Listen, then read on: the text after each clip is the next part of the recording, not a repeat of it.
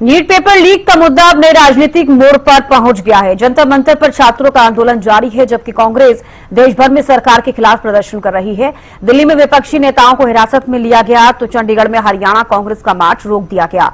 इस बीच हरियाणा में बीजेपी ने भी अब मोर्चा खोल दिया है। प्रदेश अध्यक्ष डॉक्टर अर्चना गुप्ता ने के नेतृत्व में रोहतक में कांग्रेस कार्यालय के बाहर बीजेपी ने जोरदार प्रदर्शन किया। यानी अब लड़ाई सिर्फ पेपर लीक की नहीं रह गई है, कांग्रेस और बीजेपी के आमने सामने आने की भी है। ये रिपोर्ट देखिए।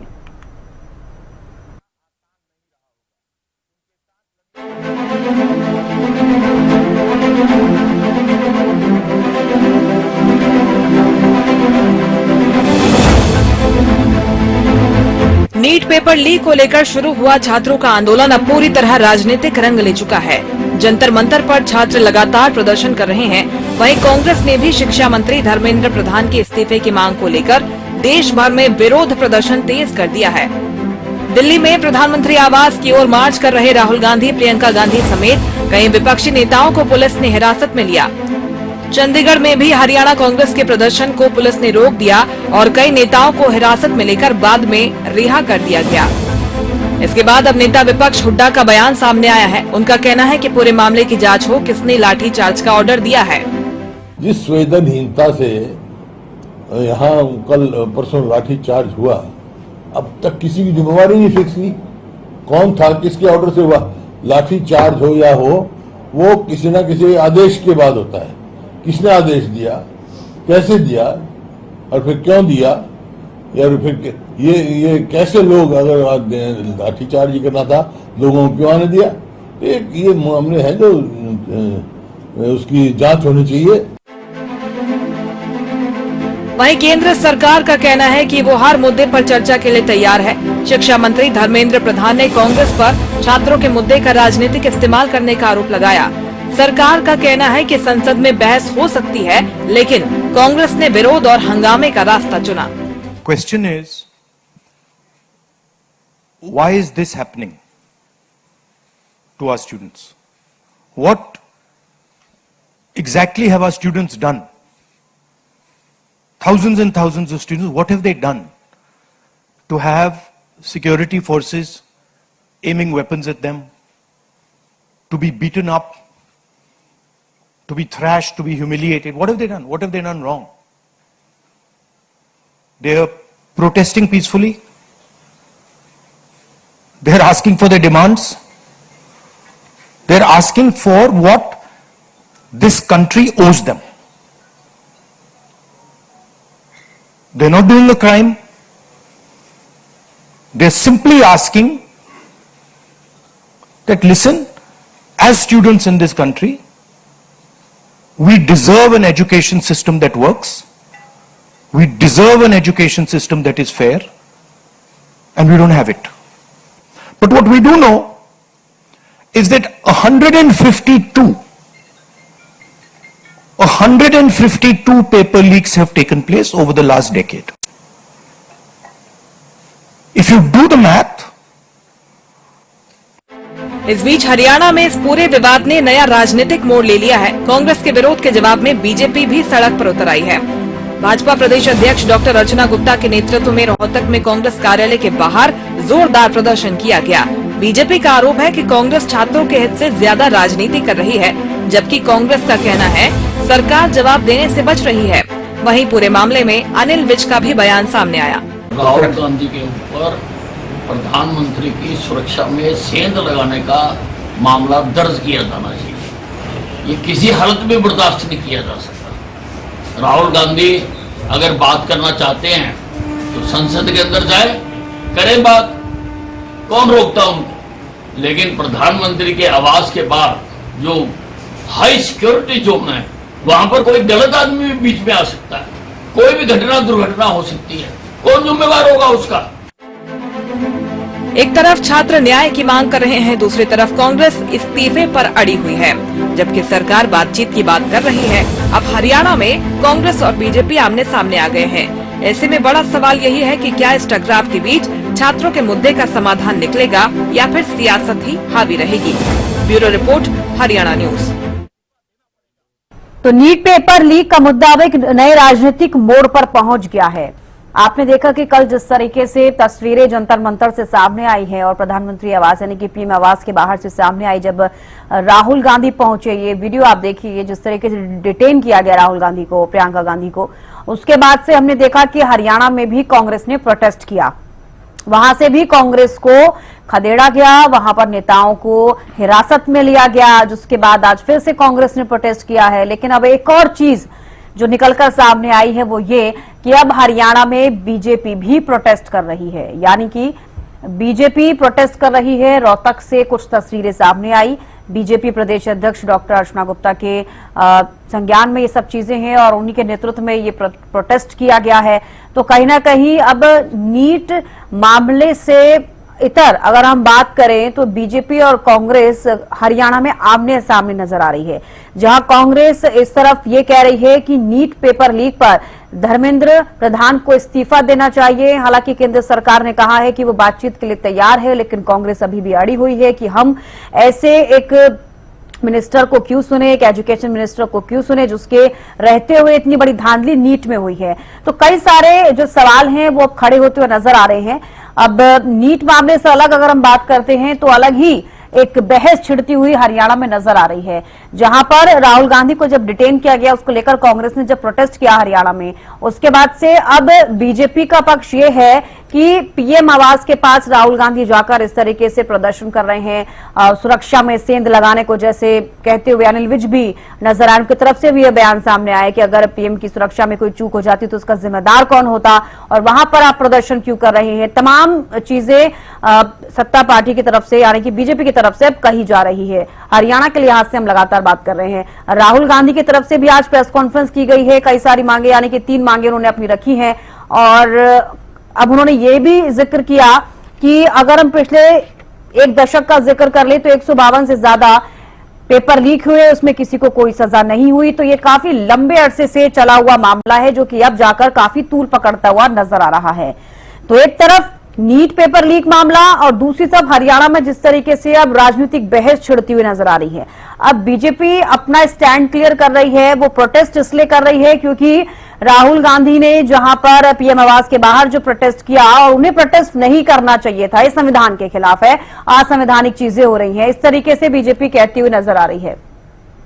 तो अब इस पर लगातार बहस हो रही है, देखना होगा कि क्या कुछ रहेगा। हालांकि कांग्रेस की तरफ से हरियाणा में कई जिलों में प्रोटेस्ट किया गया है, करनाल से भी तस्वीरें सामने आई, कुरुक्षेत्र से तस्वीरें सामने आई। आपने देखा कि चंडीगढ़ में पहले ही प्रोटेस्ट किया गया और अब आज पंचकुला में भी प्रोटेस्ट करते हैं। हालांकि इसको शांतिपूर्वक प्रोटेस्ट किया गया है कांग्रेस की तरफ से और पंचकुला में भी विधायक पहुंचे, कांग्रेस के कार्यकर्ता पहुंचे, उनकी तरफ से यही मांग की जा रही है कि धर्मेंद्र प्रधान को इस्तीफा देना चाहिए। हालांकि आज संसद की कार्रवाई के दौरान आपने देखा कि कैसे किरण रिजिजू ने भी अपना बयान सामने आया और उनकी तरफ से अब सरकार की एक जो पक्ष रखा गया है वो ये कि वो बातचीत करने के लिए तैयार है। तो इसी मुद्दे पर आज बातचीत करेंगे। बीजेपी प्रवक्ता राजकुमार कटारिया हमारे साथ जुड़ गए हैं। सर, बहुत स्वागत है आपका हरियाणा न्यूज पर। सर, आपने देखा कि नीट मामले को लेकर जो मुद्दा चल रहा है उससे इतर अब हम देख रहे हैं हरियाणा में एक अलग ही राजनीति, अलग ही सियासत चल रही है। कांग्रेस ने प्रोटेस्ट किया, कल राहुल गांधी, प्रियंका गांधी को डिटेन किया गया। चंडीगढ़ में आपने देखा किस तरह की चीजें सामने आई, आज पंचकुला में भी हुआ, कुरुक्षेत्र में हमने देखा कांग्रेस प्रोटेस्ट कर रही है, लेकिन बीजेपी भी अब प्रोटेस्ट कर रही है। रोहतक से कुछ तस्वीरें सामने आई है, बीजेपी प्रदेश अध्यक्ष डॉक्टर अर्चना गुप्ता के नेतृत्व में प्रोटेस्ट किया गया।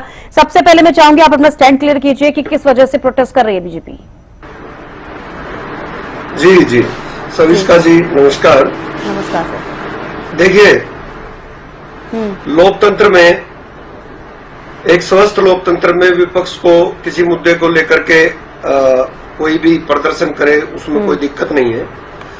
लेकिन जिस तरीके से आपने देखा कल राहुल गांधी जी प्रधानमंत्री निवास के सामने अपने साथी सांसदों के साथ वहां पहुंचे और अचानक से जाकर के वहां पे सड़क के ऊपर बैठ गए। जी, हमेशा से आपने देखा होगा भारत के लोकतंत्र में हमेशा जंतर मंतर पे प्रदर्शनकारी बैठते हैं और कई कई महीनों तक भी प्रदर्शन करते हैं और सबको अधिकार है लोकतंत्र पर अपनी बात कहने का। कॉकरोच जनता पार्टी के नाम से जो एक संगठन, जो ऑनलाइन संगठन है, उसने भी वहां पर बैठ करके प्रदर्शन किया। 1 महीने से बैठे हैं, कोई दिक्कत नहीं है। लेकिन उस जगह को पे ना जाकर के राहुल गांधी जी प्रधानमंत्री निवास के सामने जाकर के बैठते हैं। ये बड़ा लोकतंत्र के लिए बड़ी तकलीफ का काम है, दिक्कत का काम है। और आने वाले समय में इस बात के ऊपर मैं समझता हूं कि संसद में भी चर्चा होनी चाहिए कि एक डेजिग्नेटेड स्थान से अलग हट करके अगर कोई सांसद या कोई नेता जाता है तो उसके साथ क्या किया जाना चाहिए। कल राहुल गांधी जी ने बहुत ही अपनी मर्यादा का उल्लंघन किया है। उनको आज ये देखना चाहिए था कि 20 तारीख को दिल्ली के अंदर किस तरीके से युवाओं का एक प्रदर्शन हुआ। उन्होंने भी अपनी बात रखी और सारा एक सीमाओं के अंदर रह करके, क्योंकि सेशन भी चल रहा है, सेफ्टी सिक्योरिटी संसद का हालात देखनी थी। लेकिन राहुल गांधी जी उस समय को अपनी राजनीति चमकाने के लिए लगा करके एक अनार्की, एक अराजकता की स्थिति देश में पैदा करना चाहते हैं। मैं समझता हूं जिस मुद्दे को लेकर के उन्होंने वहां प्रदर्शन किया, क्यों नहीं वो वहां जाकर के बैठ गए अगर उनको प्रदर्शन ही करना था तो। लेकिन जनता इनके साथ है नहीं। 20-30 सांसदों को लेकर के लाइमलाइट में आने के लिए वहां बैठ गए। ठीक है राजकुमार जी, लाइमलाइट में आने के लिए पीएम आवास के बाहर गए। ठीक है, आप कह रहे हैं एक मिनट सरिस्का जी, एक मिनट। उसके बावजूद भारत के केंद्र सरकार के मंत्री ने वहां जाकर के 3 घंटे के अंदर अंदर मुद्दे की संवेदनशीलता और सेफ्टी सिक्योरिटी के हिसाब से वहां जाकर के उनसे बातचीत की। उन्होंने कहा कि हम जो है संसद में चर्चा करना चाहते हैं। प्रधानमंत्री जी ने यस किया, संसद के जो हमारे स्पीकर साहब है उन्होंने भी यस किया कि भाई हम संसद के अंदर चर्चा कराना चाहते हैं। उसके बावजूद वो उठे नहीं, अपनी बात से मुकर गए।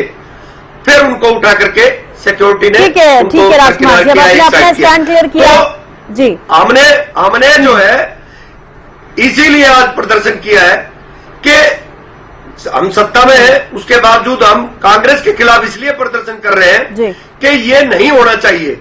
आपको प्रदर्शन करना है तो आप आइए, आप सही जगह परमिशन लेकर के कीजिए। इस तरीके से देश की सुरक्षा को दता बता करके, सुरक्षा व्यवस्था को दता बता करके देश के अंदर अराजकता पैदा कराने की कोशिश करना, ये राहुल गांधी जी को शोभा नहीं देता है। लेकिन क्या करें, इनके पुरखों ने। ठीक है राजकुमार जी, मैं लौटूंगी आपके पास। और भी प्रवक्ता हमारे साथ जुड़े हुए हैं। हमारे साथ कांग्रेस प्रवक्ता एनपी चौहान जी हैं, बहुत स्वागत है सर आपका। और एनएलडी प्रवक्ता विजेंद्र रेणु जी हमारे साथ है, सर आपका भी बहुत स्वागत है। एनपी चौहान जी, आपका भी मैं रुख करना चाहूंगी। आपने सुना कि राजकुमार जी क्या कुछ कहते हुए नजर आए हैं, पूरी स्टोरी उन्होंने बता दी है, उनका स्टैंड उन्होंने क्लियर कर दिया कि क्या चीजें हैं। अब मैं चाहूंगी कि आप अपना स्टैंड क्लियर कीजिए। पहली बात तो ये कि जिस तरीके से राहुल गांधी के साथ बर्ताव किया गया, नेता विपक्ष के साथ इस तरीके का बर्ताव कितना शोभा देता है। दूसरी चीज, अब कांग्रेस इस चीज को लेकर प्रोटेस्ट हरियाणा में कर रही है, लेकिन आपके ही तरफ बीजेपी प्रोटेस्ट कर रही है कि आपने जो किया, यानी कि राहुल गांधी ने जो किया वो गलत था। क्या कहना चाहेंगे?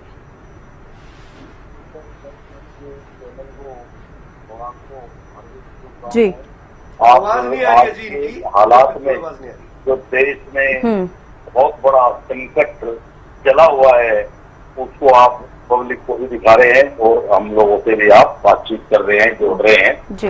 दूसरी बात ये है, जो हमारे दोनों प्रवक्ता साथी हैं बीजेपी है एनडी के, उनको भी मेरे राम राम। प्रदेश और देश के तमाम लोग जो चैनल को देख रहे हैं, उनसे भी मेरी हाथ जोड़ के राम राम। और सबसे पहले मैं बीजेपी के साथी जो बात कर रहे थे, देखिए इस देश में ये कानूनी हक है, अपनी आवाज को कोई भी बुलंद कर सकता है, उठा सकता है, संघर्ष के द्वारा, आंदोलन के द्वारा, धरने के द्वारा, और अपनी बात कहने के लिए संसद में भी रखते हैं।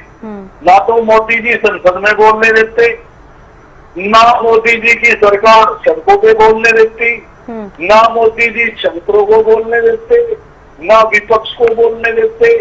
मतलब कैसी इमरजेंसी है ये आज देश में जो हालात हो रहे, जो देश का युवा जो बेरोजगार बच्चे थे जिन्होंने नीट का पेपर दिया, अरे आप सुनिए 122 बार देश में पेपर लीक हो गए मोदी जी के राज में। दूसरी बात, अगर आंदोलन करने चाहते और राहुल गांधी जी जो कांग्रेस के हमारे बहुत बड़े नेता हैं, और उन्होंने कितनी बार संसद में एक बात रखी कि इसको चर्चा करो, इसमें देश का युवा बढ़े ध्यान, देश में युवा आत्महत्या लगे गए, देश में किसी ने अपनी जमीन 5 बीघा 1 किलो बेच के अपने बच्चे की जमीन खुद बच्चे करना, के लिए आवाज नहीं अगर कोई आंदोलन में आता है। एनपी चौहान जी की आवाज थोड़ी क्लियर की दीजिए, आवाज समझ नहीं आ रही जी।